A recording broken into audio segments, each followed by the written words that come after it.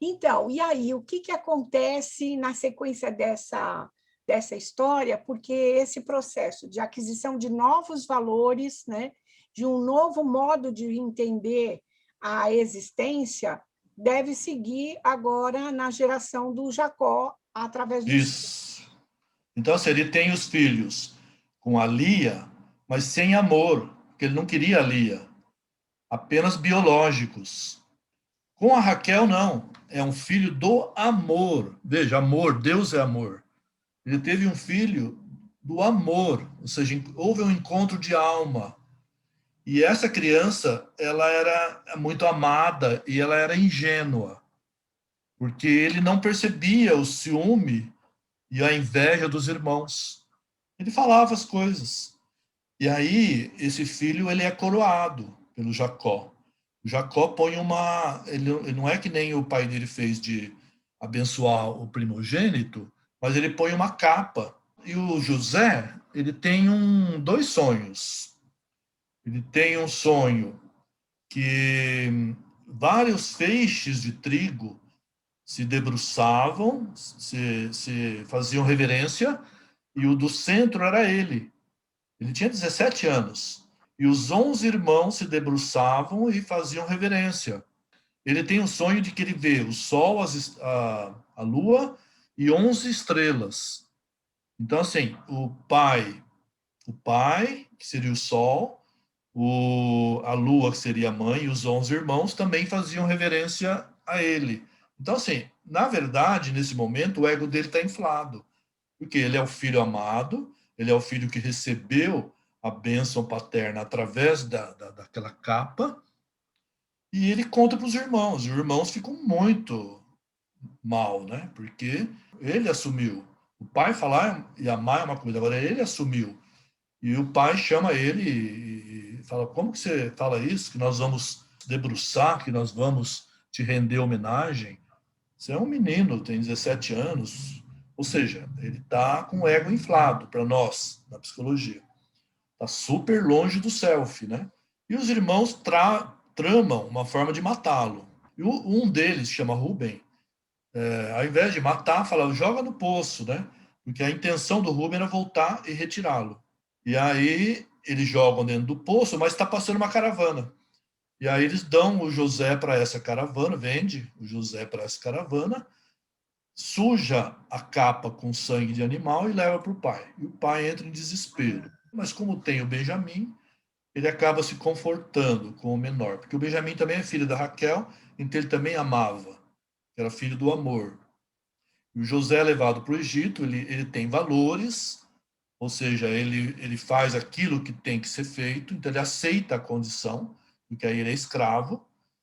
Chegando lá, tem o Pútifar, que é o cuidador lá da guarda do faraó, dá um emprego para ele, vê que ele tem valor, que ele é honesto, que ele não mente, que ele cumpre o que ele se propõe, não trai, né, não é traidor, dá um cargo importante para ele fazer. E ele faz com muito, deixa o Putifar rico. O tempo foi passando, passaram-se anos, provavelmente já estava na hora dele sair dessa condição. E acontece um incidente que a mulher do Putifar se apaixona por ele, quer transar com ele, ele não aceita, e novamente a questão da túnica. A túnica gerou inveja entre os irmãos, e agora a túnica fica na mão da mulher do Pútifar, e o Pútifar, então, ela acusa que ele atacou ela e que ela agarrou a túnica, e ele vai para a prisão. E aí, então, ele está esperando a pena de morte. Ele fica lá 1 ano, está lá já 1 ano, 2 anos, e aí prendem o copeiro e o padeiro, eles estão presos, passa-se um tempo, e o José aceita a condição dele, ele não reage, não, porque ele tem confiança, bicamente, ele tem confiança em Deus. Para nós, ele tem confiança na verdade, no self, de que aquilo que aconteceu foi uma armadilha e de que uma hora vai ser provado. Então ele tem confiança que algum movimento vai acontecer, é o que o Jung fala. Deixemos o self trabalhar, porque o movimento é circular, uma hora volta. Então, assim, não perder a paciência, não agir egoicamente, não agredir, né? Uma hora a coisa vai acontecer. E acontece. O padeiro e o copeiro, ambos têm sonhos, e estão extremamente angustiados, e ele pergunta, o que está acontecendo? Assim, então, veja, ele se preocupa com o outro. O copeiro fala que sonhou que tinha 3 cachos de uva, e aí ele espremia, saiu um vinho, e ele ia na taça do faraó. E o faraó bebia aquele vinho. E o padeiro fala que fez pães, e que vinham aves de rapina e consumiam os pães. Então, para o copeiro, ele fala, daqui 3 dias você vai ser solto e vai voltar a ser copeiro. E para o padeiro ele fala, infelizmente, ele fica triste, fala, infelizmente, você vai ser condenado à morte, os pães significam você,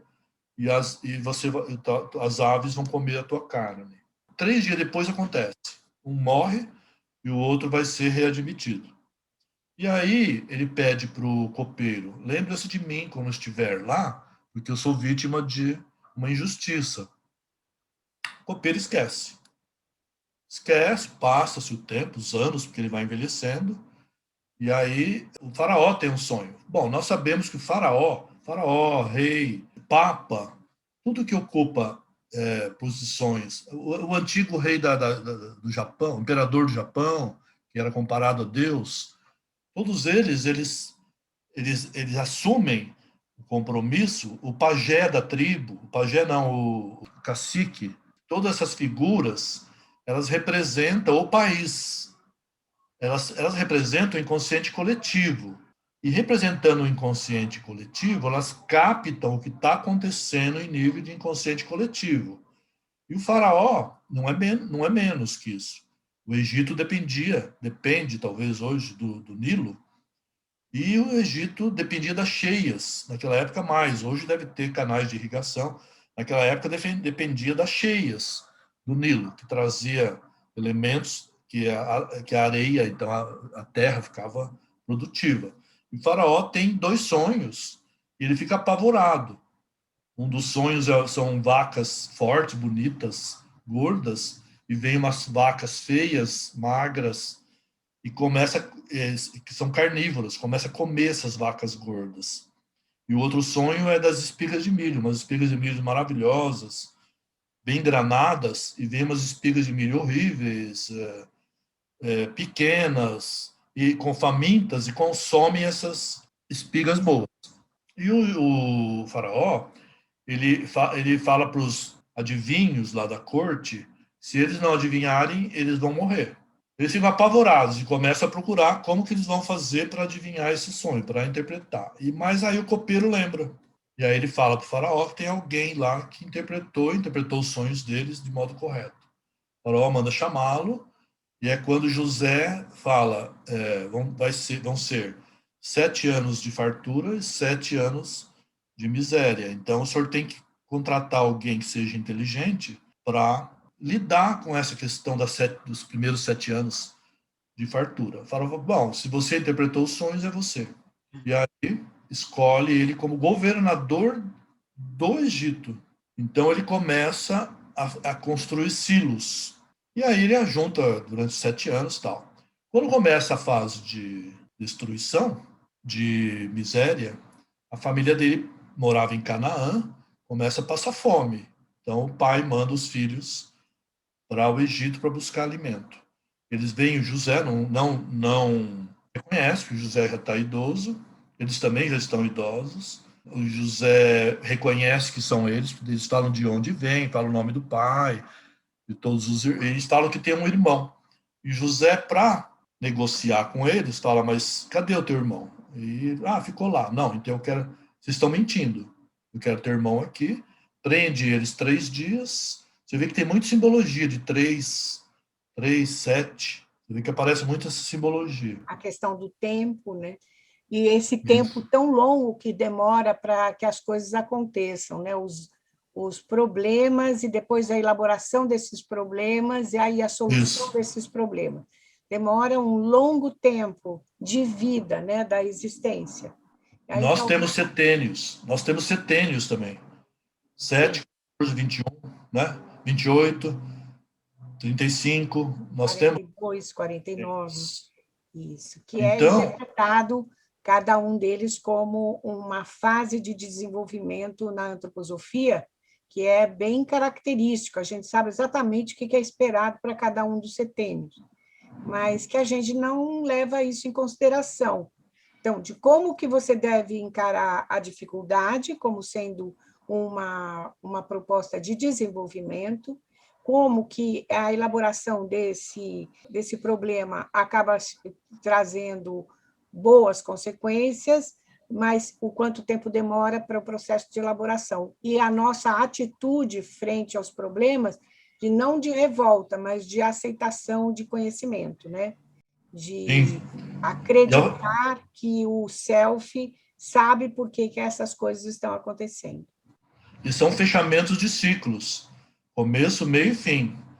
Então, assim, ele pede, ele fala que eles estão mentindo, prende 3 dias, solta e deixa um dos irmãos preso e fala para trazer o caçula. Eles ficam desesperados, e aí eles falam em hebreu que isso tudo está acontecendo é porque Deus está castigando, porque eles mataram José. José ouve e fala, bom, vamos até o fim agora. Eles vão buscar o Benjamim, o pai permite, faz um banquete para eles, devolve o dinheiro, dá todos os cereais para os irmãos não entendem por quê, mas ele tem uma última prova. Ele põe a taça dele dentro do cereal do Benjamim. E aí ele vai atrás, ele prende, fala que roubou, que vai matar. Os irmãos ficam desesperados e um deles se oferece para morrer no lugar do Benjamim. Aí ele percebe que os irmãos mudaram mesmo. Aí ele fala que é o José, então aí ele se abre. Ele também tem uma conversão. Tudo aquilo que era raiva, ódio, mágoa, ele converte isso em amor pelos irmãos. Ele tinha amor pelos irmãos, ele era ingênuo. Eles se abraçam e aí o pai vem. Aí o Jacó vem para o Egito. Então, assim, psicologicamente, dentro da psicologia junguiana, como que nós poderíamos entender isso? Ele era ingênuo, ele tinha o ego inflado, ele precisava passar por todas essas provas para poder se encontrar com o self dele e para poder valorizar a família dele, as coisas dele também. Porque, de alguma forma, ele foi também arrogante com os irmãos. Então, ele precisava humanizar o ego dele. Você vê que ele foi passando por muitas provas. Então, ele passa primeiro pela escravidão, primeiro pelo medo da morte, né, que os irmãos iam matá-lo, depois a escravidão, depois a tentação.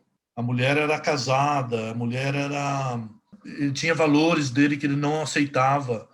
Trair, não só porque ela era casada, mas trair o marido dela, o Putifar, que tinha considerado ele. Então vai mostrando que ele tinha valores. Isso é self. Então, assim, se ele tinha valores, ele fala, Deus está comigo. Na verdade, se nós pensarmos em termos de psicologia junguiana, Deus está comigo significa meu ego está afinado com meu self, que tem valores. E eu não transijo nesses valores. É isso, na verdade. Se nós visitarmos a caverna de Platão, ele vai falar a mesma coisa. O importante não é a ilusão, o que nós vemos, o que nós temos, são os valores. Então, assim, é arquetípico, não dá para nós falarmos que é só, o ponto de vista do conhecimento, é só uma coisa. É arquetípico, ele volta de outras formas.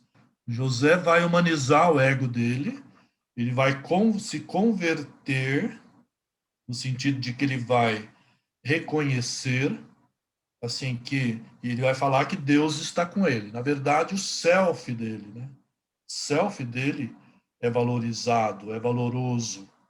E aí ele humaniza aquele ego, porque ele poderia ter se vingado, ele poderia se achar poderoso, ele era governador, ele tinha dinheiro, ele poderia ficar dono de todas aquelas riquezas, continuaria com o ego inflado. Mas não, ele reconhece, nada é dele, na linguagem dele tudo é de Deus, ou seja, então o que importa são os valores, é o self, reconhece, faz essa conversão, porque para nós da psicologia junguiana, converter é voltar para dentro, e se reencontra com a origem dele.